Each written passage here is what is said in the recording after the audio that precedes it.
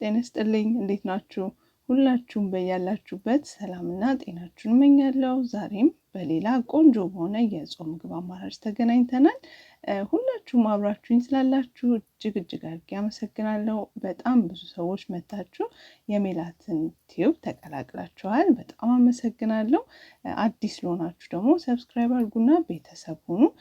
ሰብስክራይብም ሳታደርጉ እያያችሁ ላላችሁ ቤተሰቦቻችንም ሰብስክራይብ ብታደርጉ ቶሎ ቪዲዮ ስለቅ ወደ እናንተ ይመጣል ማለት ነው። እንዲሁም ደግሞ የደውል ምልክቷን መጫንም አትርሱ። እነዚህ ነገሮች ብዙ ጊዜ ስለማልላችሁ ላስታውሳችሁ ብዬ ነው። ከዛ ውጪ ወደ ስራው ስንሄድ በጣም ቆንጆ የሱፍ ፍትፍት ነው የምንሰራው። እርግጠኛ ነኝ ብዙዎቻችን የጾም ትዝታችን ነውና ከልጅነታችን ጀምሮ ጾም በሚሆንበት ወቅት ብዙ ጊዜ የገና ጾም ላይ እንዲሁም ደግሞ የፋሲካ ጾም ላይ በጣም ብዙዎቻችን ቤት የተዘወተረ ምግብ ነው። እኔ በራሴ ሱፍ ፍትፍት መስራት ስራው ረጅም ጊዜ የሚወስድ ጉልበት የሚወስድ ምናምን ይመስለኝ ነበር። እውነት ለመናገር ግን አሁን ቀላል ሆኖ አግኝቼዋለሁ አሰራሩን። በዛ ላይ ኢንስታንት ፖታችን በጣም ይረዳናል። በእናቴ አሰራር እየተከተልኩ ነው እንግዲህ ሰራሁት። ሁላችንም የየቤታችን አሰራር ቢኖረንም እኔ እንግዲህ ይሄኛውን አሰራር ነው እንግዲህ ማሳያችሁ። እናንተ ከዚህ የተለየ የምታውቁት ደግሞ ካለ ሼር ታደርጉናላችሁ ለሁላችንም። ከዛ ውጪ ይኸው እንደዚህ እንደምታዩት ሱፉን ለቃቅሜ በደንብ እንደዚህ አጥቤ ያዘጋጀዋለሁ። በመሃል ብዙም ቆሻሻ የለውም። በእርግጥ ግን ስንዴ ነበር ሳገኝ የነበረው። ስንዴውን እንደዚህ አጣርቼ አወጣለሁኝ።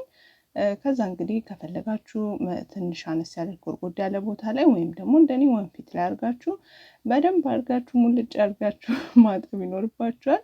ምክንያቱም ከላይ ክዳን ምንም ነገር ስለሌለው ሱፋችን ራሱን ስለሆነ ልጠን ስላልሆነ የምንጠቀመው ማለት ነው። በደንብ መታጠብ ይኖርበታል። እንዳልኳችሁ ነው ዛሬ እንግዲህ ስራውን ቀላል ያደረገልኝ በኢንስታንት ፖት መስራቱ ነው። በደንብ ነው የሚያበስለው ከምነግራችሁ በላይ በፕሬሸር ስለሆነ የሚያበስለው። ያጠብነው ሱፋችንን ውሃ እናደርግና ቢያንስ 1 ኩባያ ከግማሽ አካባቢ ውሃ አደረኩበት። እኔ ለተጠቀምኩት የሱፍ አይነት ብዛት ማለት ነው። ከዛ እንደምታዩት እንፋሎት እንዳያወጣ አደረኩትና ኢንስታንት ፖቱን ቢያንስ ለ15 ደቂቃ በሃይ ፕሬሸር ላይ ካደረግነው በቃ በሚገርም ሁኔታ በደንብ የበሰለ መፍጫችሁን እንዳያበላሽ አድርጎ አብስሎ ይሰጣችኋል ማለት ነው። በቃ እንፋሎቱን ዘግተነዋል። 15 ደቂቃ ሞልተናል። እሱን ሞልተን ደግሞ እንግዲህ ይሄ ውጭ ሀገራት ላይ ላላችሁ ነው። በተለይ ጤና አዳም ለማታገኙ ነው። ኢትዮጵያ ሀገር ቤት ያላችሁ እንግዲህ ፍሬሽ ጤና አዳም መጠቀም ትችላላችሁ። እኔ እዚህ ጋር ደረቁን ጤና አዳም ከሀበሻ ሱቅ የገዛሁትን ነው። እሱን ዘፍዝፌ አጥቤ ዘፈዝፈዋለሁኝ። በኋላ ላይ ሱፉን ስንፈጭ አብረን ጤና አዳም ውሃውን እንጠቀመዋለን ማለት ነው። እንደምታዩት ደረቅ ፍሬው ብቻ ነው ያለኝ ፍሬሹን ስላላገኘው ማለት ነው። በዚህ አመት ወደ ገበሬዎች ገበያ ስላልሄድኩኝ ነው እንጂ ሁሌም ቢሆን አገኝ ነበረ። ያው እኔ ብዙም አልጸድቅም ብሎኛል ጤና አዳም። ስለዚህ ወደ ፍሬው መጥቻለሁ። እንደምታዩት በደንብ ሙልጭ አድርጌ አጥበውና ውሃ ቀይሬለት ሌላው ነገሮችን እስከምንሰራራ ጤና አዳማችንን እንዘፈዝፈዋለን። በኋላ ታዩታላችሁ ቆንጆ አድርገን የውሃውን የጤና አዳሙን ጣዕም እንድናገኝ ሱፋችን ውስጥ እንጨምረዋለን። እንደምታዩት እንግዲህ ሱፋችንም እየበሰለ ነው። በዚህ በ15 ደቂቃ ውስጥ ይሄ ሁሉ መስራት እንችላለን የሚለውንም በዛው ላሳያችሁ ስለፈለኩ ነው። ጤና አዳማችንንም ዘብዝፈናል። ከዛ ከፈለጋችሁ እንግዲህ እንደኔ ቲማቲም፣ ቃሪያ ምናምን መጨመር ትችላላችሁ። በጣም ቆንጆ ነው። የማይጨምሩ ሰዎች አሉ። ያው እንደ ፍላጎት ነው፣ ግን ቆንጆ ነው። ከቲማቲም ከቃሪያ ጋር ስትሰሩት በእውነት በጣም የሚጣፍጠው። እንደገና 2 ጥቅም በአንዴ እናገኛለን ማለት ነው። ነጭ ሽንኩርት ቢያንስ ወደ 3 ፍንካች አካባቢ ደቀቅ አድርጌ ከትፋለሁ። እንዲሁም ቃሪያ እንደ ፍላጎታችን እሱንም እንደዚህ ደቀቅ አድርገን እንከትፋለን። ሱፍ በጣም ከምወዳቸው የጾም ምግቦች አንዱ ነው። ማባያ ሆኖ ሲቀርብ በጣም ደስ ይለኛል። ቅዝቅዝ ብሎ በቃ የሆነ የተለየ ጣዕም ነው ያለው አይደል በወፍራሙ ሲበጠበጥ። ስለዚህ ታዲያኛም እንደዚህ በ15 ደቂቃ ፈጠን ብለን ሰርተን እንደ አማራጭ መጠቀም እንችላለን የሚለውን ሼር ለማድረግ ነው። እንደምታዩት ደግሞ ትንንሾቹን ቲማቲሞች ወይም ማንኛውንም ቲማቲም ግን የምነግራችሁ ፍሬውን ማውጣቱን አትርሱ።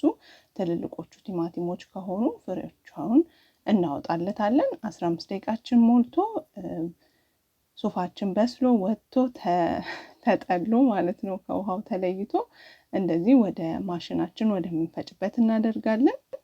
እንደምታዩት በደንብ ብስል አድርጎታል ከምነግራችሁ በላይ በ15 ደቂቃ ምንም ነገር ልፋት ሳያስፈልገው ኢንስታንት ፖታችን በዚህ አግዞናል ማለት ነው። ስለዚህ ወደምንፈጭበት መፍጫችን እናደርጋለን።